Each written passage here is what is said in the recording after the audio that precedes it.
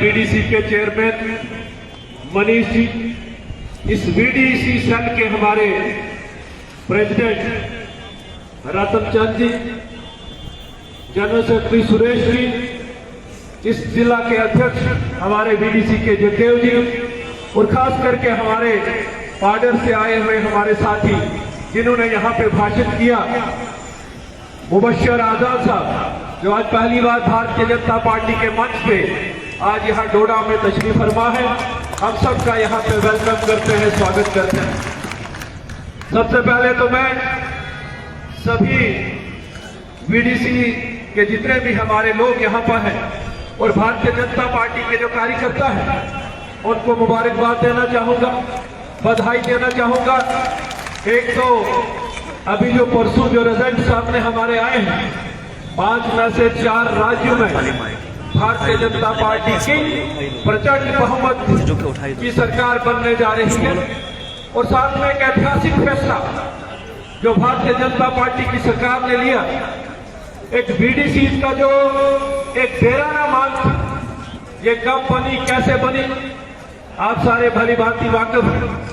जम्मू कश्मीर के हालात उस वक्त अगर वो हालात खराब हुए थे, उसका अगर कोई जिम्मेवार था तो कांग्रेस और एनसी के लोग उसके जिम्मेवार थे, जिन्होंने 87 में जो यहाँ पे अलायंस करके, यहाँ धांधलियां करके सरकार बनाई थी। वही एक कारण रहा कि यहाँ पे आतंकवाद शुरू हुआ, और उस आतंकवाद के चलते हुए हजारों लोगों ने अपनी जानें गंवाई, और खासकर माइनॉरिटी कम्युनिटी के लोगों को 20-20, 25-25 लोगों को इकट्ठा मारा गया। जैसे दलीप जी ने कहा, एक आंदोलन हुआ जब डोडा बचाओ आंदोलन, और उसमें भारतीय जनता पार्टी के वरिष्ठ नेता सारे लोग दिल्ली से आके जम्मू में वहां पे गिरफ्तारियां दी। मैं आज के दिन श्रद्धांजलि देना चाहूंगा हमारे प्रोफेसर चमन लाल गुप्ता जी, दया किशन कोतवाल जी, भगत राम जी, और बहुत सारे अनेकों हमारे नेता जो आज हमारे बीच में नहीं है, जिन्होंने उस वक्त हालात को समझते हुए कि किस तरीके से माइनॉरिटी कम्युनिटी का यहां से पलायन न हो, माइग्रेशन न हो, यहां बीडीसी का गठन किया। आपने देखा उस वक्त कश्मीर में कश्मीरी पंडित सब वहां से भाग चुके थे, लेकिन हमारा यह मानना है कि अगर डोडा डिस्ट्रिक्ट में आज भी यहाँ लोग सुरक्षित हैं, और यहाँ अगर आतंकवाद को खत्म किया, और उसमें आर्मी, पैरामिलिट्री फोर्सेस, पुलिस के साथ अगर सबसे ज्यादा काम किसी ने किया तो हमारे बीडीसी के भाई ने वो काम किया। आपके उस काम को कोई नहीं भूला है। ये एक इश्यू बना, आप सब जानते हैं किस तरीके से खड़ा हो आपस की लड़ाई में, लेकिन पार्टी ने इस इश्यू को हाईलाइट किया, एक टीम कमेटी गठित करके कि एक डेराना मांग जो बीडीसी मेंबर्स की थी कि हम किसी के आगे अपना हाथ नहीं फैलाएंगे, जो भी सैलरी मिले, जो भी आमदनी मिले, वो डायरेक्ट हमारे अकाउंट में जाए। और अब उस मांग को भारतीय जनता पार्टी की सरकार ने मान के पिछले ही दिनों एक ऑर्डर हुआ है कि जो भी बीडीसी के जितने भी मेंबर हैं उनके अकाउंट में डायरेक्ट पैसा जाएगा। एक इश्यू अभी पेंडिंग है, मेरे यहाँ पे बहुत सारे अनपेड बीडीसी के लोग भी यहाँ पर होंगे। आप मत सोचे कि आपके बारे में कोई ध्यान नहीं, आपकी कोई चिंता नहीं।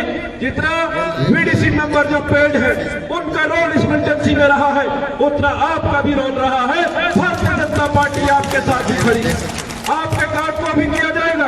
मैं परसों धूमपुर में था, मैंने वहां पे कहा कि भारतीय जनता पार्टी और बीडीसी का जो आपस का रिश्ता है, एक माँ और बेटे का रिश्ता है, और बेटे का भला माँ से ज्यादा और कोई नहीं कर सकता है। आप निश्चित रहिए, भारतीय जनता पार्टी आपके साथ है। हमने देखा है असेंबली के अंदर भी, जब एज ए विधायक के तौर पे हमें मौका मिला, वहाँ एनसी कांग्रेस के वहाँ मैंने चीख के ये बोलते थे कि डिस्ट्रिक्ट में मिलिटेंसी खत्म हुई है, बीडीसी को डिस्बैंड कीजिए। लेकिन वहाँ भारतीय जनता पार्टी के 25 विधायक वहाँ खड़े होकर इसका जवाब देते थे कि बीडीसी को न खत्म किया जाए, बल्कि बीडीसी को और स्ट्रेंथन किया किया जाए, बीडीसी को और मजबूत किया जाए, ये भारतीय जनता पार्टी का ये मानना है। और हम उस बात पे आज भी कायम है कि जितना बीडीसी का जो रोल रहा है इसको नकारा नहीं जा सकता है। आज आप यहाँ पे डोडा में आए, एक कार्यक्रम आपने यहाँ पे हर डिस्ट्रिक्ट हर जिला में हो रहा है, और साथ में जो परसों की जो जीत भारतीय जनता पार्टी की हुई है, ये आने वाला 2024 का जो आने वाला जो पार्लियामेंट के चुनाव होंगे उसके लिए भी संकेत है। और जम्मू कश्मीर में जो भारतीय जनता पार्टी ने जो लक्ष्य लिया है कि इस बार जम्मू कश्मीर में अगर कोई सरकार बनेगी तो भारतीय जनता पार्टी की सरकार बनेगी, भारतीय जनता पार्टी का मुख्यमंत्री बनेगा। आपको आज दिखा होगा इस मंच पे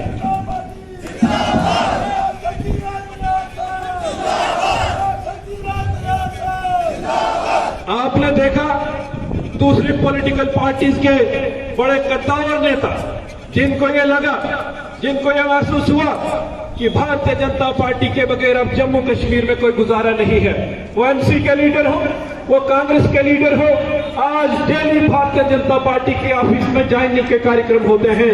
उदाहरण के तौर पे हमारे बीच में आजाद साहब के भतीजे मुबश्शिर आजाद साहब उस फैमिली से बिलोंग करते हैं जो सैकड़ों सदियों से, जो पिछले 50 साल से कांग्रेसी थे, उन्होंने कांग्रेस का वहां से दामन छोड़ के आज भारतीय जनता पार्टी इन्होंने ज्वाइन की है।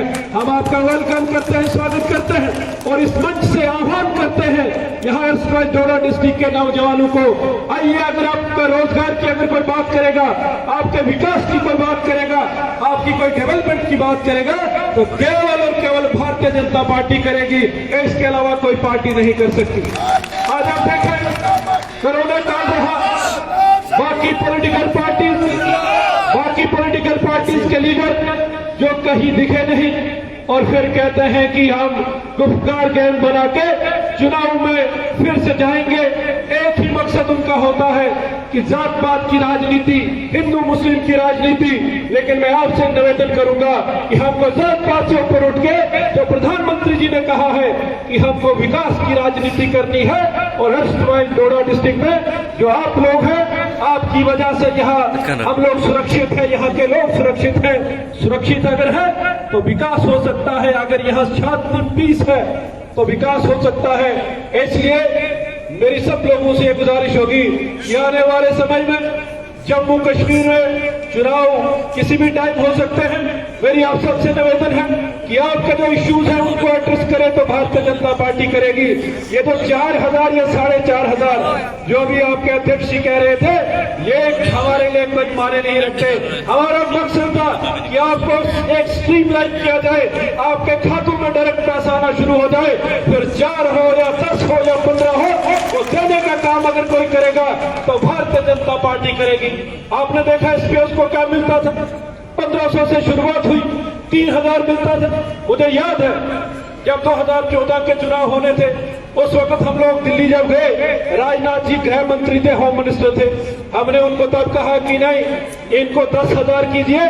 लेकिन उस वक्त एनसी की सरकार ने जो प्रपोजल भेजा था वो 5,000 का था, उसके बावजूद भी 6,000 उस वक्त किया। और जब सरकार आई 6 से 12,000 और 12,000 से 18,000 हुआ। आप चिंता मत कीजिए, आप स्ट्रीमलाइन हुए हैं। और खासकर अनपेड जो हमारे बीडीसी भाई हैं, उनसे भी ये गुजारिश करूंगा कि आपका भी उतना ही रोल है और भारतीय जनता पार्टी आपके साथ में है। आप पूरी टीम को, भारतीय जनता पार्टी की जितनी भी हमारी टीम है, उनको बधाई देना चाहूंगा कि हम एज ए टीम के तौर पे इस स्ट्रगल को लड़े, इस काम के लिए आगे रहे और अपने हाई कमांड को ये बताते रहे कि इन लोगों का क्या रोल रहा है, अनपेड वाले का क्या कसूर है। अगर इसने भी वो ऐसी ड्यूटी दी है, इसने भी अगर वैसा ही काम किया है तो उनको भी जरूर उनको पैसा मिले। आज सारे लोग आप यहाँ पे आए, मैं आपसे यही विनती करूंगा कि आने वाला जो हमारा लक्ष्य होगा, आने वाला असेंबली का चुनाव जम्मू कश्मीर में किसी भी टाइम, जैसे होम मिनिस्टर साहब ने कहा है कि साल के अंत में होगा, गुफ्तार फिर से आएगा और बात करेंगे 370 की। अगर 370 नहीं टूटा होता तो आज आपको VDC वालों को आपको इंसाफ नहीं मिला होता, क्योंकि अगर यहाँ 370 होता तो कोई भी दिल्ली का कानून यहाँ पे डायरेक्ट लागू नहीं होता था, जब तक नहीं यहाँ पे स्टेट की असेंबली उसे पास करती। आज यूटी यहाँ पे है, डायरेक्ट कंट्रोल जो है वो केंद्र के पास है, और जो भी बेनिफिट्स जो बाकी स्टेटों में लोगों को मिलते हैं वो जम्मू कश्मीर के लोगों को मिल रहे हैं। आज ये फिर से जमाएंगे। जब पहले चुनाव हुए तो हम 370 लाएंगे। मुझे याद है मैंने भाषण सुना था आजाद साहब का इस मंच से, यहीं से उन्होंने कहा था कि कब हमारे पास 300 MP होंगे तो कब हम 370 को वापस लाएंगे। वो आज आपने हालत देखी। यूपी इतना बड़ा स्टेट है जहां पे कांग्रेस केवल 2 MLA जीत के आए। पंजाब जो स्टेट में राज करते थे, आज वहां पे आप पार्टी आई, बाकी जगहों पे तो उनका कोई नामो निशान नहीं। आज आप पार्टी और कांग्रेस बराबर की टक्कर में है दो स्टेट्स में। पंजाब में, दिल्ली में आप पार्टी है और राजस्थान और छत्तीसगढ़ में कांग्रेस पार्टी है। यह हालत उस नेशनल पार्टी की है जिसके एक वक्त में 450 MP हुआ करते थे। आज उनकी यह हालत है कि यूपी में 2 बार सरकार रही कांग्रेस की, उनके मुख्यमंत्री 2 बार रहे, लेकिन आज अगर असेंबली के लिए जाना है तो उनके MLA एक स्कूटर पर 2 लोग बैठ के वो असेंबली में जा सकते हैं। यह हालत आज उनकी। इसलिए मैं आप सबसे निवेदन करूंगा कि हमारे लिए लक्ष्य आगे जो होगा उसके लिए एकजुट होकर हमको काम करना। हम छोटी मोटी बातों पे आपस में लड़ झगड़ के उस वक्त ध्यान नहीं होता है, बाद में पछतावा होता है। इसलिए आप सबसे निवेदन होगी कि जात पात से ऊपर उठ के, और हमने 2014 में तो यहाँ कहा था कि हिंदू मुस्लिम भाईचारे को मजबूत करते हुए विकास की राजनीति, डेवलपमेंट की राजनीति हम यहाँ करेंगे। एक बार फिर से आपका बहुत बहुत धन्यवाद। जय हिंद, जय भारत। भारत माता की।